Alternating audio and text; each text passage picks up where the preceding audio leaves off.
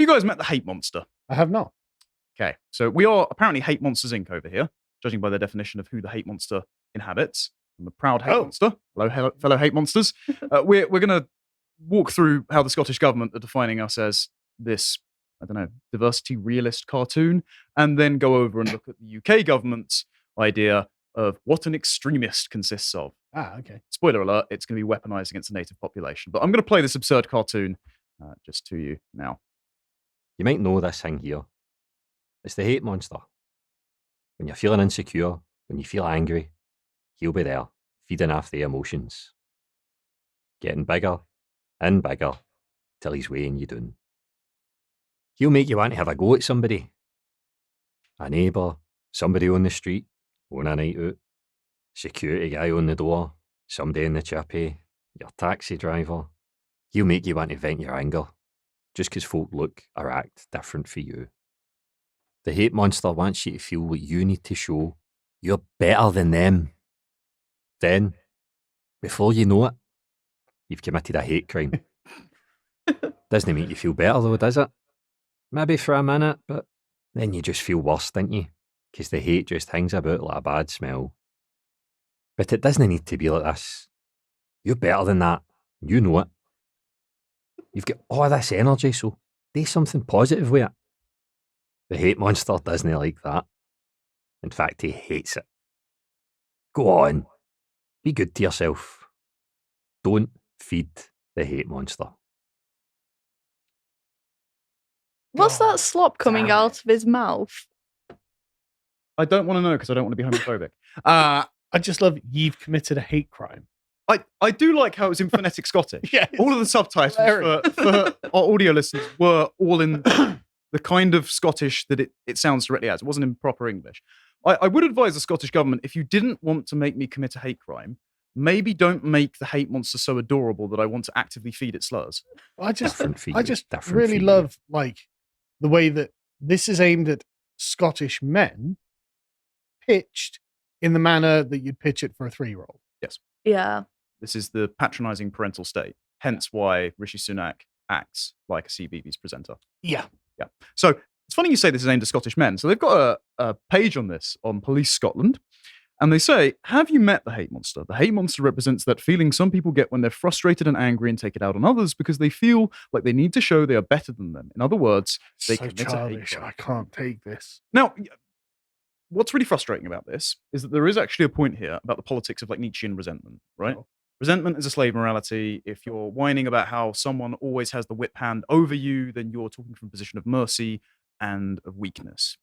But that's not what they mean, because the entire grievance industrial complex is predicated on the fact that you have been robbed of your rightful inheritance by the cis white male patriarchy or whatever it is. Sure. Right? So it's unidirectional resentment. But also, you're right, it's really patronizing. It's directed at grown men because it says, why do some people let the hate monster in? We know young men aged 18 to 30 are most likely to commit hate crimes. Men. Just men. We're not going to talk about per capita demographics there. Well, remember that only white people are capable of committing a hate crime. Yes. According to the intersectional framework, yes. Yeah. So it is literally just white men, and it literally can be only them. So sorry for the interruption. I'm Father Calvin Robinson, and you can watch my Common Sense Crusade at 3 p.m. on Thursdays only on lotuseaters.com, where you can sign up for as little as £5 per month. Deus Vult. Yeah, particularly those from socially excluded communities who are heavily influenced by their peers. Right. Socially excluded by so working class, disenfranchised white young men in Scotland may be feeling like perhaps Humza Yousaf spends more time talking about Gaza than he does about native Scottish issues. And this is how they're going to get them back in line. Yeah. You don't want to feed the hate. I can't do a Scottish accent. You don't want to feed the hate monster, do you, Paddy? Or no, what's the Scottish name? Jock? Yeah. Right. And it's like, and Jock's, I'm like, no, I don't. Nay, I can't. Just want to do me heroin, pal. Yeah, exactly. Yeah, exactly. I wish I could do accents. They're always great. I just find it very interesting, though, that there is the admission in there that we have socially excluded these people and now they're a problem. Oh, yeah. Yeah. We know you've been pretty disenfranchised, but these real harpy women around Humza Yousaf don't want to hear from you, so shut up. But the problem, though, is not that they should take this as a moment of self-reflection. They say they may have deep-rooted feelings of being socially and economically disadvantaged, because they are, combined with ideas about white male entitlement. Shouldn't I be entitled to get a job? No. Yeah. Turns out that a black woman should always be in front of you, in the position of the queue. And if you complain about that, you're committing a hate crime. You're just feeding the hate monster. Good point, Mr. Yusuf. Hmm. Wouldn't want to Speaking feed of, the hate monster. Speaking of Mr. Yusuf, there's a reason they've rolled this out, and it's because it coincides with the hate crime legislation that he passed 3 years ago finally coming into effect. Sorry, it just occurred to me I'm going to be able to troll Dankula with this for fucking years. Do you want to know when it comes into effect? Well, it's got to be this year, right? Literally April Fool's Day. April 1st. Of course it does. They could have- Of course it does. Couldn't Like- have picked it to be more mimetic if they tried. I mean, they're literally a circus of clowns. Of course, they're going to implement this kind of legislation on April Fool's Day. So this is the Hate Crime and Public Order Scotland Act, passed in 2021. And it says in this Times article, the police will keep a record of hate incidents against people, even when they do not meet the criminal threshold. Oh, you've got non-crime hate incidents in Scotland, finally. Yes, even though they've been advised not to by the UK government. Current police still do it. guidelines mean that even if officers do not believe a crime has been committed, when the victim perceives it to be a hate crime, the circumstances will be recorded as a hate incident, non-crime hate incident. It's understood these are recorded on the vulnerable persons database. So this will be unilaterally weaponized against young, disenfranchised white men, disenfranchised by the ideology of the establishment, is it- which actively discriminates against them. It's going to be recorded on the victim's database, not the perpetrator's database. That's what it says there. So the person who is the victim will have all of the, he will just, well, she, they, God only knows, will be able to just unilaterally declare to the police, no, that was a non-crime hate incident, that was not. And so they'll get this big list on their account. So when the police are looking through the database, they'll say, oh, wow, look how victimized this particular person is. And they're going to get lots of recognition and privileges. It's literally a hate crime Pokédex. It's literally but it's it's a massive incentive for personal victimhood. Yeah, quite. And so Callum Steele, who was the former... But also, you don't even get credit for the non-crime hate incidents you commit. What? Callum Steele, who's the former... Where's my general, Asper? God damn it. He's the former General Secretary of the Scottish Police Federation. He said, I suspect within a very short period of time, we will have data suggesting Scotland to be one of the most hateful countries on earth. I mean, the English have known that for quite some time. I don't know, man. I've been to Scotland a few times, and I've actually always had a really good time when I'm there, and everyone's always been really nice to me. I got yelled at by a drunk Glaswegian because he heard my English accent. Other than that, it was a pleasant trip. Right, yeah, that's not happened to me yet. Right. It just reminds me of when Orwell said that Celtic nationalism is an identity Oh, it's a purely negative identity about hate in the English. That's definitely got aspects of truth to it. Yes. But just purely by data collection, Scotland is going to have a worse intolerance record than Gaza itself. I love that, though. Scottish Daily Express. Scotland will become the most hateful place on earth. Everyone needs goals. That's all I'm saying, right? So let's check in on those hateful white men, right? This was fairly recently, I think it was a few days ago now. Terror statistics came out. More than 200 arrests for terror-related offences made in the past year, including 42 children. So these were 219 arrests in the 12 months up until December 2023, 61 which resulted in the charge.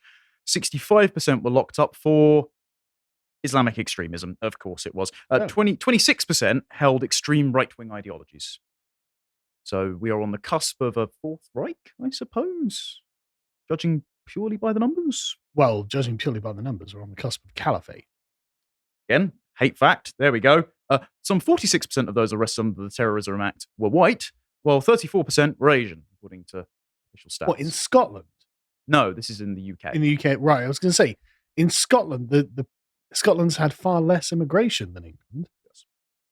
But even then, that's still massively disproportionate, considering they make up 6.5% of the population. Well, if you look at MI5's terror watch list, 90% of those are Islamic terrorists. Now, some of those are overseas, but I think it's 43% total were on there 2 years ago. And then the 90% is about 38,000. 43,000, so 90% is 38,000, which is roughly equivalent to 1% of the entire British Muslim population.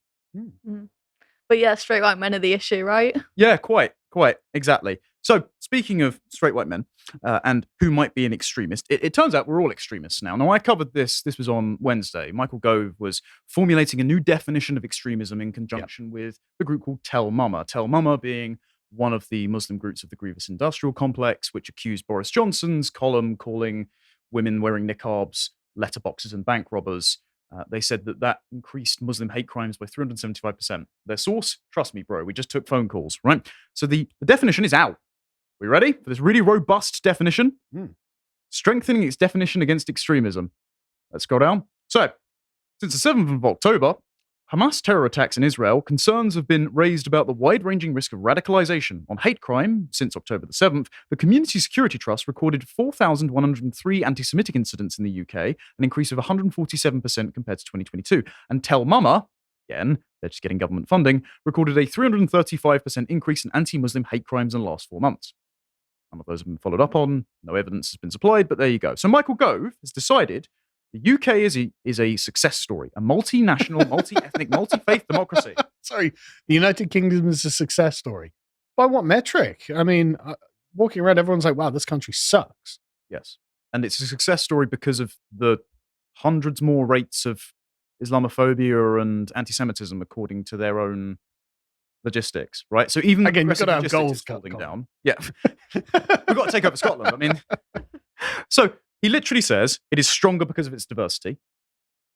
He got up and said that. Conservative minister. Yeah, he said that at the dispatch box, and Angela Rayner got up and said, I agree with the Honourable Minister that we are stronger because of our diversity. So there isn't even like a cigarette paper between the two. You'd think the left would be like, the difference between the left and the right would be the right is like, diversity is our strength. Britain is great because of diversity. And the left are like, oh, Britain isn't diverse enough.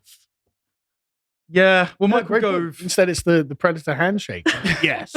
Diversity is our strength. You were in that com, right? Do you remember Yeah. when Michael Gove got up and when he was asked what the achievements of the Conservative government were, he said the superficial and intellectual diversity of our institutions. So it's like, Michael Gove, more Browns, vote Conservative. I love my Conservative Party. I feel so represented. But our democracy and our values of inclusivity and tolerance, because that's all that Britain's about. Yeah, there we go. It's accommodating foreigners. That's the only reason Britain exists, right? Are under challenge from extremists. In order to protect our democratic values, it is important to reinforce what we have in common and to be clear and precise in identifying the dangers posed by extremism. I love that the extremists now are like, hey guys, I'm not sure that Islam and LGBT are that compatible, you know. Prison. Literally, oh. The pervasiveness of extremist ideologies has become increasingly clear in the aftermath of the October 7th attacks. Oh, yeah. Curious that happened in Israel and it's suddenly affecting the UK. I wonder Yeah. as if we've imported a constituency that cares more about Gaza than it does about England. I wonder if there that you go. constituency's in charge of Scotland. And it poses a real risk to the security of our citizens and our democracy. This is the work of the extreme right wing. What are you talking about? Didn't you know Nick Griffin, What currently in extreme- charge of the government? Extreme right wing where? That's disgusting. And Islamist extremists, they get second billing, Yeah. who are seeking to separate Muslims from the rest of society and create division within Muslim communities. I think the hundreds of thousands of Muslims currently marching in support of Hamas would probably characterize the Muslim community. Just Quite. what is going on? So he set out the definition, right? So we've got a concrete definition. This has taken over the 2011 Prevent definition. This is what people will start to be distanced from the government with and possibly surveilled and criminalized. What does it take to become an extremist? Well, extremism is the promotion or advancement of an ideology based on violence, hatred, or intolerance that aims to negate or destroy the fundamental rights and freedoms of others, or undermine, overturn, or replace the UK system of liberal parliamentary democracy and democratic rights, or intentionally create a permissive environment for others to achieve the results. Right. So when Jeremy Corbyn instantiates broadband as a human right, and I'm like, actually, I don't think I need to pay for your porn fetish, your unlimited pipeline of consumerism, then I'm an extremist. By your nature of making a Starship Troopers video where you said service guaranteed citizenship might be a preferential model, you're now an extremist. Okay. Well, I mean, you know, I didn't make the rules. Yep. As Miriam Cates has pointed out, anyone that says, well, should trans women be using other women's bathrooms? Is that an extreme position? Well, under this, you're trying to take away their fundamental rights. So Yeah. there you go, J.K. Rowling, you're going to be in cuffs, aren't I mean, you? I just would like a list of the fundamental rights, actually. I'd just like a concrete list. Okay, I don't want to become an extremist. So if Michael Gove could just give me the list of the fundamental rights, then I can make sure that I'm not an extremist by trying to take those away. None is ever provided. No. And unless you sign yourself up to completely culturally liquidated pluralism, as he says, multi-faith, multicultural. Well, freedom of others does include freedom of movement, Yeah, exactly. you know? Therefore, infinity immigrants. Want to keep homeless people out of your house? It's fundamental right, bro. The definition is clear that extremism involves advancing or promoting an ideology based on violence, hatred, or intolerance, a high bar that only captures the most concerning of activities. It is about silent. Why do I have to? Sorry, just, okay. like violence and hatred, okay, maybe I could agree to that. But intolerance, it's like, no. I'm intolerant of lots of things. And rightly so. So are they. Like, yeah, exactly. I mean, they're intolerant of the far right. And they're going to use violence to make sure the far right don't get anywhere in this country. But the point is, like, to say that intolerance itself, as in you simply have to tolerate anything that happens, it's just mad. Also, we are opposed to anyone overthrowing democracy, says Rishi Sunak. Again, I would like to remind you, he was not elected. Literally cooed his way into government, but there you go. They actually stipulate here, it's not about silencing those with private and peaceful beliefs. We know. It's Nor about will it silencing the people you don't like. Nor will it affect free speech, which may always be protected, unless you're intolerant of Islam. Or you say that not everyone should be voting. Unless you're promoting an ideology that the government doesn't like. Yeah. Also, the government would fall afoul of this itself. Because Yeah, the Conservative absolutely. Party hardly not been extreme. Also, I would like to say that this doesn't fall afoul of free speech. He's literally criminalizing one wing of his own party. Oh, well, Gove's lead advisor actually said about Kate, she's more National Socialist than National Conservative. So they do hate the backbenchers with a burning passion. Amazing. I spoke to an MP the other day. With friends like this, who needs enemies, man? Quite. And he said that Rishi Sunak is an idiot who doesn't get politics and that he doesn't trust Kemi Badenoch as far as he can throw her because she's a creature of Gove. Yeah. So Gove runs the entire Conservative Party. Yeah, he does, yeah. And so he's done this. Well, this is what Nadine Dorris talks about in her book. Well, Gove's got this weird, like, slimy network of spiteful mutants in the Conservative Party, and now he's criminalizing the normals. Like, he's actually engaging in a communist revolution in the Conservative Party. And also, again, we don't have free speech in this country because Isabel Vaughan Spruce has been arrested multiple times for praying silently in her head on a street corner because she objects to abortion. So again, if you object to abortion, which is a fundamental right and freedom now in this country... Gove is literally outlawing free speech. Yeah. Now, you don't believe me that this is going to be used to be weaponized against his enemies. So Gove gave an address in Parliament, and he promised a new fund for a grassroots anti-extremism organisation, aka, you know, the hundreds of imams that the Home Office's Raiku unit will bus out to a terror attack and use to manage public perception. So that'll be that, purely astroturfed. He said, when referring to the groups, the British National Socialist Movement and Patriotic Alternative. Yeah. So there's Sam Malia's shout out, I suppose. Yeah. And then, as I said, Angela Raynaud got up and agreed with everything he said. But, okay, not a fan of PA, not a I don't fan support of... any of these groups. No, me neither. They mentioned you. Oh, did they? Yeah. One of the questions mentioned you. How did it mention me? Paul Marshall. Oh, because he was retweeting me. Yes. We'll play this. Very sensible centrist takes on Twitter. Yeah, good point. Andy Slaughter. Thank you very much, Madam Deputy Speaker. This tweet was liked by Sir Paul Marshall. Civil war is coming. There has never been a country that has remained peaceful with a sizable Islamic presence.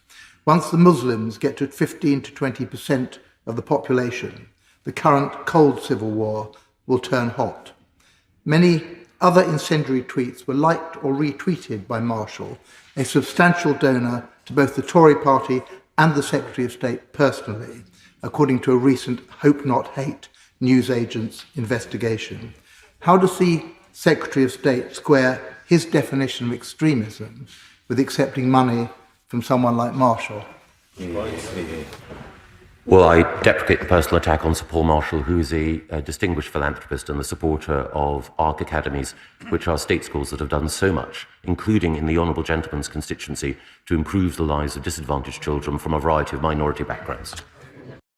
So just to be clear, the tweet he read out there wasn't my tweet. No, but anyone included in the Hope Not Hate report on Paul Marshall will be criminalised under the next Labour government as an extremist. Yeah, that means you. The tweet of mine that Paul Marshall retweeted was me just saying it was a meme of someone else's tweet basically that I posted, where it's just like, look, the other side is so committed to degeneracy and Satanism that I think I might just become a Christian just because I don't think these guys are right. Contemporary politics, Pascal wager. Yes, it is. Yeah, but obviously it's a joke, you know. But Paul Marshall had apparently retweeted that. I can't believe Hope Not Hate is seen as a source of authority. They're an absolute joke. If you actually read their pamphlet, their thing, it's like, who are these people? And then the people you do know are like big names like Calvin Robinson. It's like, I wouldn't call him a far-right extremist, at least not in the bad way. I'm gutted I wasn't named. Clearly I didn't do enough this year. But it should be pointed out that the Conservative government and the Home Office under them have been actively bankrolling Hope Not Hate as an attack dog for the intelligence agencies. And so even though they are now a joke to us, with the next Labour government, they've still got funding, they've still got a substantial body of publications, and so that will be the pretext to crack down on far-right extremists, on the internet. I don't think of us as extreme at all. No. But Gove does. Yeah. And so the Labour government. That's not going to be fun. Now, should we talk about the other extremists that it should be cracking down on, the other hate monsters? Because Gove decided with this new definition to drop a list of groups the government shouldn't be liaising with, shouldn't be seeking advice from. And they're expecting to face judicial reviews, according to the Telegraph, because there'll be no right of appeal in the final decision by the Secretary of State whether or not to say these groups shouldn't be liaising with government. Now, it also isn't like they're prescribed groups, and there's no legal enforcement mechanism for the government not to engage with them. It's just literally a letter that says, don't interact with these people. Quite, yeah. And on this list is the Muslim Council of Britain and Cage International. And they told the Telegraph they were considering legal challenges if they were named, because the Muslim Council of Britain, under the previous Labour government and the continued Tory government, has been told that they cannot interact with the government departments, even though they had. So the Council of Britain said it would be offensive, ludicrous, and dangerous to suggest it fell under arbitrary definitions of extremism. For a democratic organisation representing a cross-section of British Muslims, we should be monitoring developments and seek to reserve our position legally. And Cage International said it was extremely opposed to an establishment that is aiding live-stream genocide abroad and imposing draconian laws at home, blah, blah, blah, blah, blah. We care about Gaza more than we do the UK. The other one that was named, so Zahra Mohammed is quoted in here as the head of the Muslim Council of Britain. She said that the definition leads to the unfair targeting of Muslim communities. Strange self-report. But another one is MEND. So that's the Muslim Engagement and Development Organization. This is headed up by Azhar Qaim. I don't know how to pronounce this name. And he said, delegitimizing lawful dissent in this way is itself undermining liberal democratic principles, and that he had placed the government on legal notice. So, this is managed democracy, my friend. Well, why would MEND, Cage, and the Muslim Council of Britain be under any scrutiny if the far right is the real problem? Well, Muslim Council of Britain... Did they post stickers? It's a bit worse. Oh, okay. Just a little bit worse. You know some of those stickers that weren't included in Sam Malia's trial, which were a bit more dodgy than just like reject white guilt? Yeah. That. Okay. Yeah. So the Muslim Council of Britain were related to the, the IFN. So this is the Interfaith Network. And so the Interfaith Network had government funding pulled because they were affiliated with the Muslim Council of Britain.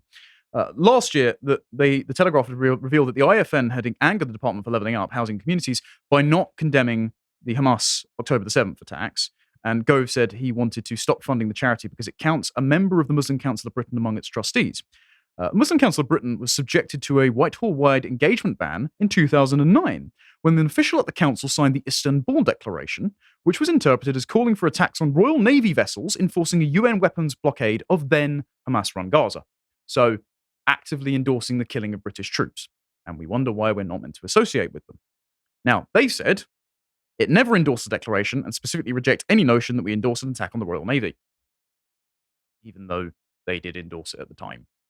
So, might be worth raising a bit of scrutiny as to whether or not the government should engage with said extremists. Also, then turns out that I imagine the government's funding it. Oh no, that's Gove pulling the funding. Yeah, so they didn't were. even think about it. Like, yeah, of course they were. Of course they were. Well, not just that. So the Ministry of Defence were consulting the Muslim Council of Britain. Just as the quick thing, this is why it pays to be cynical about like the Conservative government. They will literally fund their enemies. Well, yeah, the Muslim Council of Britain were approving the imams that were going into the armed forces until last year. So that's not a problem for radicalisation whatsoever. So what about MEND and Cage, right? They've got to be perfectly up on the up and up. Well, are you familiar with Baroness Wolsey? Yeah. So former head of the Conservative Party. Should be noted that her chief of staff, after she left, went on to become the head of RICU, the head of terror attack perception management. Right. Can't draw any link there. And Baroness Wolsey had a lot of liaisons with MEND. So MEND wrote a Muslim manifesto, and this is in the article. In return for Muslim votes, MEND's Muslim manifesto seeks from parliamentary candidates proactive engagement with organisations like MEND, an expansion of Sharia-compliant finance, more Muslim faith state schools, a review of all counter-extremism legislation, scrapping Prevent, the introduction of what comes close to a blasphemy law, and primary legislation defining hate speech online. That's right, I'm a conservative, right? So MEND invited Wolsey to 7 events since 2015. This was between 2015 and 2018. Wolsey described MEND as, although not illegal, certainly a liberal. Oh. So in her own definition, the groups that she's consulting with fall afoul of the extremism definition that Michael Gove is putting forward, but all right. The Baroness said that MEND has the potential for real change, despite being very illiberal, and called for broader and deeper engagement with British Muslim communities. Now, why is MEND controversial? MEND's former head of community and development engagement, Azad Ali, was found guilty in 2010 of using his personal website to justify the killing of British troops in Iraq. Not great.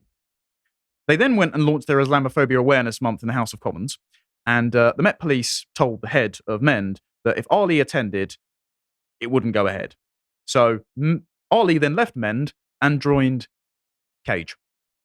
Right. And then he went on to describe Jihadi John as a beautiful young man.